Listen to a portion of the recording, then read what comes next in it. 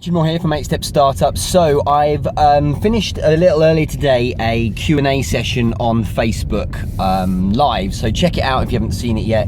I get a lot of questions each day about startups, so I thought it'd just be a bit more fun to have a Q&A done, live with people on it rather than by email. So one of the things that came out of it, I want to readdress, because a question that someone asked me was relating to securing a financial freedom, and I'm going to set aside for this video this idea of passive income and all these arguments people have about it all being a big scam, 4-hour work week and this kind of thing, and all that to one side. What I want to look at is actually what you need to be doing if you want to do that kind of thing, because I get asked more than many questions.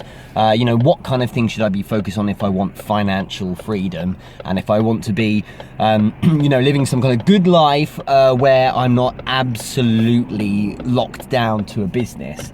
And I believe that two things are really crucial. Firstly, it has to be a simple idea. Okay, you've probably heard this lots anyway with business, keep things simple, but the actual idea itself, if you want to just get moving fast and get something going, keep things very, very simple. And this relates to the product or service that you have as a proposition. Keep that very, very simple. So that's why people make a lot of money from, for example, mentoring. If you have a skill that is, or something, some kind of talent that's already innate, and you want to share that with people, well, you know what? It's an ideal way to get going, because you've already got that knowledge, and you can go from there. Keeping something simple also means that you might look to a service more than a product. So perhaps not needing to buy loads of equipment so you can manufacture an actual product and work with distribution channels and stuff like that in the more traditional build a product as an OEM style of business. That's less simplistic and essentially requires a lot more in the way of overheads than providing something like a course or whatever it might be online. The reality is, and many people agree with this, moving forward, things like knowledge, things that people have as a great skill, that can be passed on. And more specifically for those of you who want to make money online and create your incomes and things like that, it's something that's very, very simple in the sense of how you put it together. All you need to focus on is your branding, your marketing, and your sense of abundance as perceived by whatever audience or target demographics you're focused on. In terms of the product itself, it should actually be very straightforward to put together. The second thing, as well as simplicity, if you're looking for a product that's going to help give you financial freedom, is that it's scalable. So, for instance, if you were to teach someone to play the piano because you're a gifted pianist, and my mother actually she got to the top grade in piano, and she's one of these people, you can just sit down and play the piano, just like that. And she helped teach me and could teach a lot of other people as well. But that wasn't something she had to go away and learn, because she already had that skill from, decades of practice when she was much younger.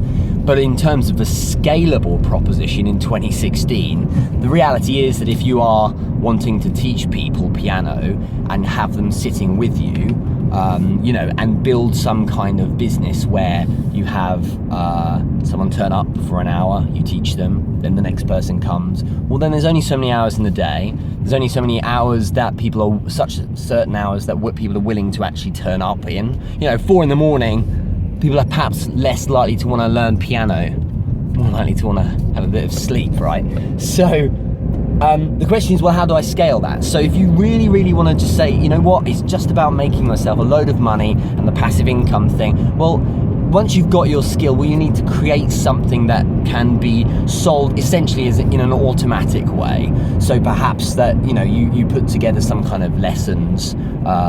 And the beauty of something like YouTube is you build up the course, you embed that course on your website, which can be done for free, and then monetize that particular platform. Don't expect particularly huge amounts of money for it necessarily, because you're not giving people the one-to-one tuition that would otherwise pay more money for. But of course that becomes a back-end products. Really straightforward. People can buy a course for maybe whatever amount of money, which is quite a low-end, high volume, low ticket product. And once you've got that put together, well, it's really simple. You just monetize it through a website. When people are buying it and buying it and buying it, some will love you so much and love your course so much, well then you give them more advanced course that perhaps costs a bit more, and then the ones that are really loving you, well then they can buy your time. But of course, if you're making a good amount of money, and more specifically if a lot of people are keen on you, well then you've got that kind of opportunity to pick and choose who you work with, pick and choose who gets to buy your time, really. And of course that's when you can charge a lot more money if you're interested in doing that. And with an example of playing piano right there, that's something that's tremendously translatable to literally anything. Because this is the thing, people often say, look, I've got a skill but I can't make a business from it. I'm really good at Xbox, I'm really good at first person shooters and Xbox, so go teach people how to be great at that. Or just, that's a really kind of a weak example, which still would work. Why would it work? Because you never ever reach every person you ever could who that is online. And it's really simple. All those people online, most of them probably won't be interested.